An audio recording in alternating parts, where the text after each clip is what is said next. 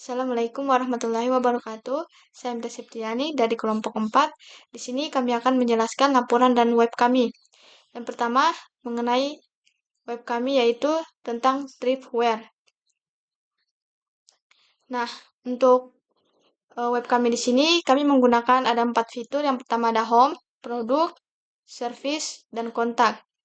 Nah, untuk home kami di sini yaitu seperti pada layar tersebut menampilkan tulisan dengan welcome to Tripware. Nah, untuk produknya yaitu seperti ini, di mana telah menampilkan produk-produk yang telah kami sediakan dan nama-nama produk, ada juga harga. Nah, seperti ini. Selanjutnya yaitu ada service. Untuk service ini sendiri yaitu ada mobile aplikasi, web developer, desain, dan digital marketing. Dan untuk terakhir yaitu kontak. Di dalam kontak sini ada alamat, email, Instagram, dan no WhatsApp. Dan ada juga di sini Maps, di mana di sini sesuai dengan titik alamat kami. Dan untuk pemesanan juga bisa melalui WhatsApp ataupun Instagram. Baik, mungkin itu saja penjelasan dari saya mengenai web tersebut atau web kami. Kurang dan lebihnya mohon dimaafkan. Selanjutnya akan dilanjutkan oleh teman-teman saya yang akan menjelaskan mengenai laporan web ini. Mungkin itu saja. Terima kasih. Wassalamualaikum warahmatullahi wabarakatuh. Assalamualaikum warahmatullahi wabarakatuh. Perkenalkan, nama saya Resti. Saya perwakilan dari kelompok 4. Langsung saja di sini saya akan menjelaskan laporan penelitian pengembangan perangkat lunak pembuatan Tripware. Langsung saja bab 1, latar belakang, perkembangan internet dan penerapan teknologi yang memudahkan pengguna. Gunawan dan Fernando 2018 semakin mempengaruhi sektor bisnis melalui internet. Para pebisnis dapat menjangkau secara luas konsumen baru untuk meningkatkan penjualan bisnis mereka. Penyebaran pengguna internet secara luas menjadikan internet banyak dimanfaatkan oleh masyarakat, kapan saja dan di mana saja, selama masih terhubung ke suatu jaringan internet. Kesempatan untuk mendapatkan konsumen baru melalui pemanfaatan internet akan sangat menjanjikan. Penggunaan teknologi dapat membantu dalam memberikan layanan yang baik bagi konsumen. Pranita Zulfikar dan Gunawan 2019. Para pebisnis mulai memanfaatkan internet dan teknologi untuk menjalankan bisnis mereka atau biasa disebut e-commerce. Perniagaan secara elektronik. Aktivitas e-commerce merupakan usaha seseorang atau individu dalam menjalankan bisnisnya dengan memanfaatkan suatu media atau piranti secara online. Suryono dan Java Creativity 2014 dengan e-commerce konsumen yang ingin membeli barang atau jasa pada suatu toko online dengan mudah dapat melihat barang atau jasa yang ditawarkan kepada mereka melalui halaman situs yang telah disediakan. Lanjut lagi. Rumusan masalah yaitu ada dua, bagaimana cara merancang dan mengembangkan web online shop perangkat lunak. Yang kedua, apa saja fitur utama yang harus ada dalam web online shop perangkat lunak untuk memenuhi kebutuhan pengguna. Batasan masalah. Yang pertama, web online shop akan mencakup fitur-fitur dasar seperti katalog produk, deskripsi produk, sistem kontak untuk pemesanan, dan metode pembayaran yang aman. Tujuan, laporan ini akan merancang dan mengembangkan web online shop perangkat lunak yang mudah digunakan dan menarik bagi pengguna, menyediakan fitur-fitur utama yang dibutuhkan untuk menjual perangkat lunak secara online, yaitu deskripsi produk, kontak, untuk sistem pemesanan, dan lain-lain. Manfaatnya yaitu ada 4, yaitu yang pertama, memperluas jangkauan pasar dan meningkatkan penjualan perangkat lunak melalui platform online. Yang kedua, meningkatkan keterampilan dalam pengembangan web. Yang ketiga, memberikan pengalaman yang berharga dalam mengelola proyek pengembangan web dari skala kecil hingga besar. Yang keempat, memudahkan seseorang dalam berbelanja melalui online shop. Selanjutnya, di bab 2 landasan teori, deskripsi teori, yaitu 2.1 model prototype. Model prototype digunakan untuk merancang sistem informasi. Model prototype memberikan kesempatan untuk pengembang program dan objek penelitian untuk saling berinteraksi selama proses perancangan sistem. Sukamto dan Salahuddin 2015, menurut Yurindra 2017. Model prototype adalah suatu proses yang memungkinkan developer membuat sebuah model software. Metode ini baik digunakan apabila klien tidak bisa memberikan informasi yang maksimal mengenai kebutuhan yang diinginkannya. Sedangkan menurut Novita Sari 2020, metode prototype merupakan salah satu metode siklus hidup sistem yang didasarkan pada konsep model bekerja atau working model. Model prototype ini memiliki beberapa tahapan. Model prototype ini memiliki beberapa tahapan. Sukamto dan Salahuddin 2015, yaitu yang pertama, mendengarkan pelanggan, pengembang program dan objek penelitian bertemu dan menentukan tujuan umum dan kebutuhan dasar. Detail kebutuhan mungkin pada awal pengumpulan kebutuhan. Yang kedua, membangun atau memperbaiki mock-up perencanaan sistem dapat dikerjakan apabila data-data yang berkaitan telah dikumpulkan selama pengumpulan kebutuhan. Rancangan ini menjadi dasar pembuatan prototipe. Pembuatan prototipe ini merupakan tahapan perealisasian rancangan prototipe menggunakan bahasa pemrograman. Yang ketiga, pelanggan melihat dan menguji mock-up objek penelitian, mengevaluasi prototipe yang dibuat dan dipergunakan untuk memperjelas kebutuhan software. Berikut ini adalah beberapa tahapan metode prototipe. Yang pertama, pengumpulan kebutuhan. Langkah pertama kali yang harus dilakukan dalam tahapan metode prototipe adalah mengidentifikasi seluruh perangkat dan permasalahan. Tahapan metode prototipe yang sangat penting adalah analisis dan identifikasi kebutuhan garis besar dari sistem. Yang kedua, membangun prototipe. Langkah selanjutnya adalah langkah metode prototipe. Membangun prototipe yang berfokus pada penyajian pelanggan, misalkan membuat input dan output hasil sistem. Yang ketiga, evaluasi prototipe. Sebelum melangkah ke langkah selanjutnya, ini bersifat wajib, yaitu memeriksa langkah 1, dan karena ini adalah penentu keberhasilan dan proses yang sangat penting. Yang keempat, mengkodekan sistem. Sebelum pengkodean atau biasanya kita sebut proses coding, perlu kita ketahui terlebih dahulu pengkodingan menggunakan bahasa pemrograman. Yang kelima, menguji sistem. Setelah pengkodean atau pengkodingan tentunya akan ditesting. Banyak sekali cara untuk testing, misalkan menggunakan white box atau black box. Yang keenam, evaluasi sistem. Mengevaluasi dari semua langkah yang pernah dilakukan sudah sesuai dengan kebutuhan atau belum. Jika belum atau masih ada revisi, maka dapat mengulangi dan kembali di tahap 1 dan 2. Yang terakhir, menggunakan sistem. Sistem sudah selesai dan siap diserahkan kepada pelanggan dan jangan lupa untuk maintenance agar sistem terjaga dan berfungsi sebagaimana mestinya.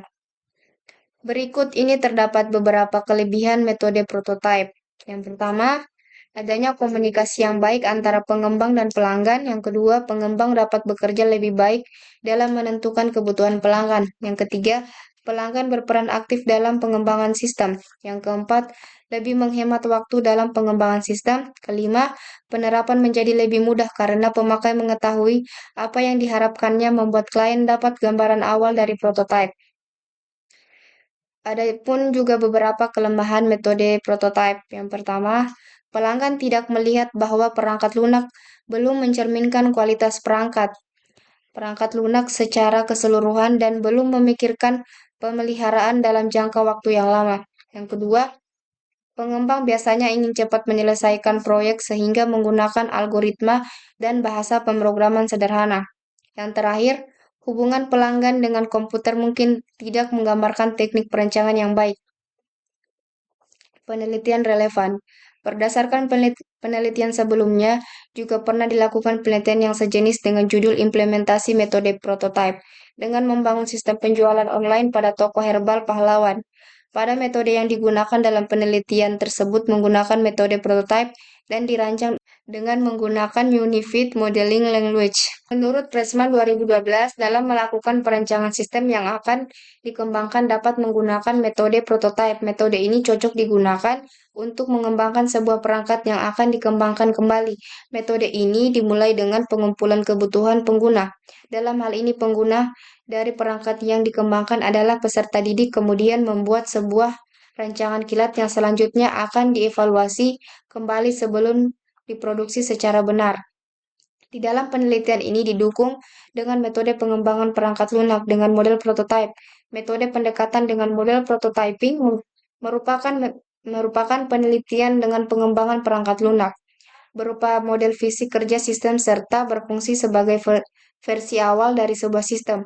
Sebagai metode dengan pengembangan perangkat lunak, metode prototype merupakan salah satu metode yang memungkinkan terjadinya interaksi antara peneliti selaku pengembang sistem dengan pengguna sistem, sehingga dapat mengatasi ketidakserasian antara pengembang dan pengguna. Pressman 2012. Mungkin itu saja penjelasan dari saya. Selanjutnya akan dijelaskan kepada teman saya. Assalamualaikum warahmatullahi wabarakatuh. Perkenalkan, nama saya Sagustina. Di sini saya akan melanjutkan penjelasan dari teman saya. Bab 3, metodologi penelitian. Jenis penelitian. Jenis penelitian yang digunakan dalam penelitian ini adalah penelitian kualitatif. Penelitian kualitatif menekankan pada aspek pemahaman secara mendalam terhadap suatu permasalahan. Penelitian kualitatif adalah penelitian riset yang bersifat deskriptif dan cenderung menggunakan analisis serta lebih menonjolkan proses dan makna. Metode prototype adalah versi awal dari sistem perangkat lunak yang digunakan untuk mendemonstrasikan konsep-konsep percobaan rancangan dan menemukan lebih banyak masalah dan solusi yang memungkinkan. Sistem dengan model prototype memperbolehkan penggunaan untuk mengetahui bagaimana sistem berjalan dengan baik. Metode prototype yang digunakan di dalam penelitian ini bertujuan untuk mendapatkan gambaran aplikasi yang akan dibangun melalui perancangan aplikasi prototype. Yang kedua, prosedur penelitian prototype. Yang pertama, analisis. Tujuan dari tahap analisis ini adalah untuk mengetahui apa yang diperlukan untuk membuat toko online menjual baju bekas. Berikut adalah langkah-langkah dalam tahap analisis. Yang pertama, identifikasi kebutuhan pengguna. Tahap ini melibatkan interaksi dengan calon pembeli dan penjual barang thrift melalui wawancara dan survei untuk memahami kebutuhan dan profesi mereka terhadap platform online. Ini proses juga mencakup penentuan target pasar dan demografi konsumen yang akan menggunakan platform tersebut. Yang kedua, analisis kebutuhan fitur. Fitur utama yang diperlukan dalam platform toko online thrift ditentukan. Ini mencakup fitur home sebagai tampilan utama yang menarik. Desain antarmuka. Pada langkah ini, merancang antarmuka pengguna yang intuitif dan menarik dilakukan dengan memperhatikan elemen desain seperti warna, layout, dan navigasi yang sesuai dengan identitas merek dan kebutuhan pengguna. Inspirasi dan contoh dari platform seperti digunakan untuk mendapatkan desain yang diinginkan. Perancangan. Laporan ini menjelaskan proses perancangan website thrift online dengan fokus pada 4 fitur utama: home, produk, service, dan kontak. Tujuan dan perancangan ini adalah untuk menciptakan situs web yang mudah digunakan, menarik, dan mencerminkan identitas merek thrift online. Yang pertama, desain konseptual. Tahap awal dalam perancangan ini adalah desain konseptual yang melibatkan eksplorasi berbagai variasi, tata letak, dan elemen grafis. Langkah-langkah yang diambil dalam desain konseptual yaitu mengidentifikasi kebutuhan dan profesi pengguna potensi untuk memastikan situs web dapat memenuhi ekspektasi mereka. Yang kedua, membuat sketsa kasar dari berbagai ide, tata letak, dan elemen grafis untuk halaman home, produk, service, dan kontak. Yang kedua, pilihan elemen desain. Setelah beberapa konsep desain awal dikembangkan, tahap berikutnya adalah menentukan elemen desain spesifik yang akan digunakan dalam website. Yang pertama, memilih jenis font yang sesuai dengan karakter dan citra yang ingin ditampilkan oleh situs web. Font yang dipilih harus mudah dibaca dan sesuai dengan gaya keseluruhan situs. Yang kedua, menentukan palet warna yang mencerminkan kepribadian merek dan memiliki dampak visual yang kuat. Warna-warna ini akan digunakan secara konsisten di seluruh halaman situs. Yang ketiga, menentukan ikon, gambar produk, dan elemen grafis lainnya yang akan digunakan dalam desain situs web. Elemen-elemen ini harus mendukung dan memperkuat pesan yang ingin disampaikan. Membuat mock-up. Setelah elemen desain dipilih, langkah berikutnya adalah membuat mock-up situs web menggunakan Visual Studio Code. Proses ini melibatkan halaman home. Halaman ini dirancang untuk menampilkan halaman utama. Halaman produk. Halaman ini menampilkan daftar produk. Setiap produk disertai dengan deskripsi, harga, dan gambar yang jelas. Halaman service. Halaman ini menampilkan mobil aplikasi web, developer, desain, digital, marketing. Informasi disajikan dengan jelas dan mudah dipahami. Halaman kontak. Halaman ini menyediakan alamat, email, Instagram, kontak, dan peta lokasi jika ada toko fisik. Desain halaman ini memudahkan pengguna untuk menghubungi atau memesan melalui WhatsApp yang telah tertera. Berikut ini merupakan hasil perancangan kami. Ada halaman home, ada halaman produk, ada halaman service, halaman kontak. Sekian dari saya. Selanjutnya akan dijelaskan kepada teman saya. Sekian dan terima kasih.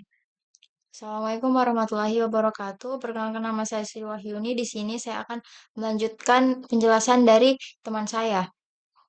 Pertama itu desain interface. Desain user interface adalah proses yang digunakan desainer untuk membuat tampilan dalam perangkat lunak atau perangkat terkomputerisasi dengan fokus pada tampilan atau gaya. Tujuan dari desainer adalah untuk membuat desain antarmuka yang membuat pengguna mudah untuk digunakan dan menyenangkan. Desain UI pun dibagi menjadi 3 format, yaitu Graphical User Interface, kedua Voice Control Interface, dan yang ketiga Gesture Based Interface. Untuk desain UI, kita harus mempertimbangkan beberapa pertimbangan. Yang pertama, pengguna menilai desain dengan cepat dan peduli dengan usability dan likability. Mereka tidak peduli dengan desain, namun mereka ingin menyelesaikan tugas dengan mudah dan dengan sedikit usaha. Kedua itu, UI juga harus menyenangkan ketika desain yang kita buat dapat dengan memprediksi kebutuhan pengguna. Yang ketiga, UI harus mengomunikasikan nilai dari brand dan memperkuat kepercayaan pengguna. Selanjutnya ada desain sistem atau UML. Pertama, use case diagram. Di sini ada pelanggan dan admin. Untuk fiturnya itu ada home, produk, service, dan kontak. Kedua, activity diagram. Ada pelanggan, yaitu membuka website, dashboard, pilih home, pilih produk, pilih service, pilih kontak. Selanjutnya ada sistem, di mana mereka itu selanjutnya itu ada sistem yang menampilkan halaman dashboard, menampilkan halaman home, menampilkan halaman produk, dan menampilkan halaman service, serta menampilkan halaman kontak. Untuk yang ketiga ada kelas diagram. Di sini ada kelas, atribut, dan metode. Di kelas sendiri di sini ada pelanggan, produk, layanan, dukungan, dan home. Keempat ada sequence diagram. Dalam sequence diagram ini ada langkah, sumber, target, pesan, dan respon. Selanjutnya ada desain database. Basis data atau database adalah suatu kumpulan data yang disusun dalam bentuk tabel-tabel yang saling berkaitan maupun berdiri sendiri dan disimpan secara bersama-sama pada suatu media. Basis data dapat digunakan oleh satu atau lebih program aplikasi secara optimal. Data disimpan tanpa mengalami ketergantungan pada program yang akan menggunakannya. Ada beberapa aturan yang dipatuhi pada file basis data agar dapat memenuhi kriteria sebagai suatu basis data. Yang pertama itu ada kerangkapan data, munculnya data-data yang sama secara berulang pada file basis data. Kedua, inkonsistensi data, yaitu munculnya data yang tidak konsisten pada file yang sama atau beberapa file dengan kunci yang sama. Ketiga, data terisolasi yang disebabkan oleh pemakaian beberapa file basis data. Program aplikasi tidak dapat mengakses file tertentu dalam sistem basis data tersebut. Yang keempat itu integrasi data. Berhubungan dengan untuk kerjasama sistem agar dapat melakukan kendali atau kontrol pada semua bagian sistem, sehingga sistem selalu beroperasi dalam pengendalian penuh. Yang selanjutnya, bagian-bagian basis data.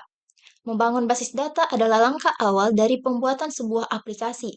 Keberhasilan dalam membangun basis data akan menyebabkan program lebih mudah dibaca, mudah dikembangkan, dan mudah mengikuti perkembangan perangkat lunak. Beberapa di bawah ini adalah uraian mengenai komponen-komponen yang terdapat dalam basis data. Yang pertama itu ada tabel. Tabel adalah kumpulan dari suatu file dan record. Dalam hal ini biasanya file ditujukan dalam bentuk kolom dan record ditunjukkan dalam bentuk baris. Yang kedua ada file adalah sebutan untuk mewakili suatu record. Misalnya seseorang pegawai dapat dilihat datanya melalui field yang diberikan padanya seperti NIP, nama, alamat, dan lain-lain. Ketiga, record. Record adalah kumpulan elemen-elemen yang saling berkaitan menginformasikan tentang suatu isi data secara lengkap. Satu record mewakili satu data atau informasi tentang seseorang, misalnya nomor daftar, nama pendaftar, alamat, dan tanggal masuk. Keempat ada primary key. Primary key adalah suatu kolom yang menjadi titik acuan pada sebuah tabel, bersifat unik dalam artian tidak ada nilai pun yang sama atau kembar dalam tabel tersebut. Selanjutnya yang kelima ada foreign key. Foreign key atau disebut juga kunci relasi adalah suatu kolom dalam tabel yang digunakan sebagai kaitan untuk melengkapi satu hubungan yang didapati dari tabel induk. Biasanya hubungan yang terjalin antara kabel dan adalah satu ke banyak atau one to many. Yang selanjutnya yang terakhir ada indeks. Indeks itu struktur basis data secara fisik yang digunakan untuk optimalisasi pemrosesan data dan mempercepat proses pencarian data. Selanjutnya ada relasi basis data. Basis data adalah kumpulan file yang saling berkaitan. Pada model data relasional, hubungan antara file direlasikan dengan kunci relasi atau relation key, yang merupakan kunci utama dari masing-masing file. Perancangan basis data yang tepat akan menyebabkan paket program relasional akan bekerja secara optimal. Relasi antara dua file atau dua tabel dapat dikategorikan menjadi tiga macam. Yang pertama itu ada one-to-one relationship. Hubungan antara file pertama dengan file kedua adalah 1:1. Hubungan tersebut dapat digambarkan dengan tanda kotak untuk menunjukkan tabel dan relasi antara keduanya diwakilkan dengan tanda panah tunggal. Kedua, one-to-many relationship. Hubungan antara file pertama dengan file kedua adalah 1:banyak atau dapat pula dibalik, banyak lawan 1. Hubungan tersebut dapat digambarkan dengan tanda kotak yang untuk menunjukkan tabel dan relasi antara keduanya, diwakilkan dengan tanda panah ganda pada salah satu hubungan. Untuk yang terakhir, ada money-to-money relationship. Hubungan antara file pertama dengan file kedua adalah banyak berbanding banyak. Hubungan tersebut dapat digambarkan dengan tanda kotak untuk menunjukkan tabel dan relasi antara keduanya, diwakilkan dengan tanda panah ganda pada kedua hubungan tersebut. Baik, itu saja yang bisa saya jelaskan. Selanjutnya akan dijelaskan oleh teman saya. Baik, di sini saya akan melanjutkan penjelasan dari teman saya. Langsung saja, yaitu ada implementasi. Implementasi program merupakan hasil dari rancangan yang sebelumnya dibuat atau proses menerjemahkan rancangan menjadi hasil tampilan yang dapat difungsikan menggunakan bahasa pemrograman. Adapun Adapun implementasi program dapat dijabarkan yaitu ada di sini ada gambar halaman home, ada halaman produk, ada halaman service, dan ada halaman kontak. Nah, selanjutnya ada pengujian black box. Untuk fiturnya yaitu ada home, produk, service, dan kontak. Untuk kasus ujinya yaitu menampilkan halaman utama, navigasi, halaman produk, informasi layanan, dan informasi kontak. Untuk deskripsi uji yaitu eh, untuk memastikan halaman utama ditampilkan dengan benar. Terus yang navigasi memeriksa navigasi ke halaman produk, service, dan lain-lain. Memastikan halaman utama ditampilkan dengan benar. Akses halaman layanan, memeriksa informasi kontak yang ditampilkan.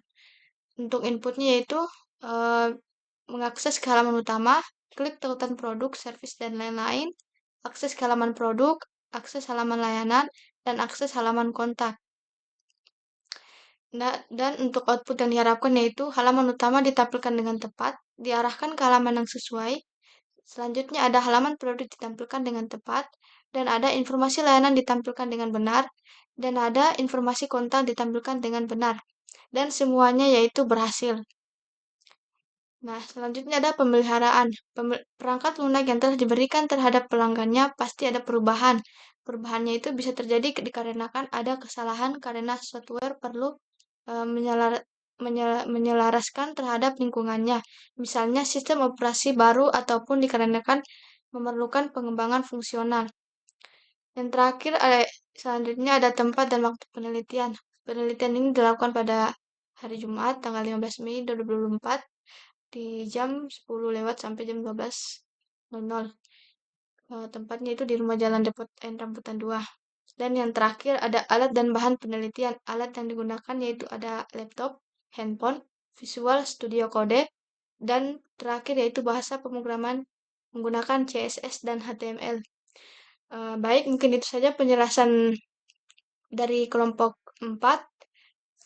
Lebih dan kurangnya mohon dimaafkan. Sekian dan terima kasih. Billahi fisabilil haq, fastabiqul khairat. Wassalamualaikum warahmatullahi wabarakatuh.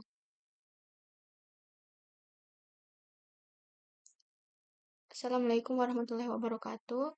Saya Mita Septiani dari kelompok 4. Di sini juga saya akan menjelaskan tentang tugas mata kuliah pengembangan aplikasi berbasis web. Di sini tugasnya yaitu menggunakan template Bootstrap dan saya sudah menggunakan salah satu template yang dimana di sini saya dalam web tersebut saya telah mengganti yaitu dengan mengenai makanan khas Sulawesi Tenggara dan seperti ini tampilannya. Dan untuk fitur-fiturnya yaitu ada home, about, daftar makanan, dan kontak. Dan untuk di home tersebut yaitu ada ucapan selamat datang dan ada sedikit teks ini. Dan untuk di about sendiri yaitu ada juga di sini ada mengenai tentang budaya kuliner Sulawesi Tenggara. Dan di sini ada sedikit teks juga tentang budaya kuliner Sulawesi Tenggara seperti pada layar tersebut. Selanjutnya ada daftar makanan. Nah, di daftar makanan tersebut sudah tertera dengan yaitu beberapa makanan khas Sulawesi Tenggara seperti pada gambar tersebut dan seperti ini ada penjelasannya dan ada gambarnya.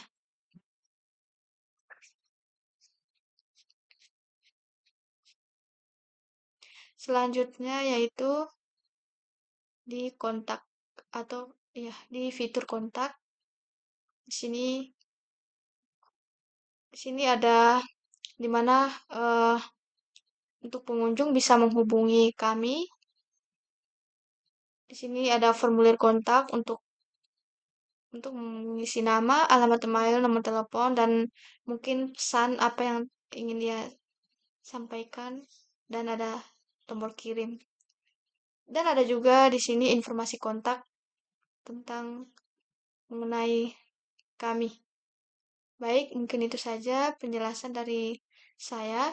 Kurang dan lebihnya mohon dimaafkan. Sekian dan terima kasih. Billahi fisabilillah, fastabiqul khairat. Wassalamualaikum warahmatullahi wabarakatuh.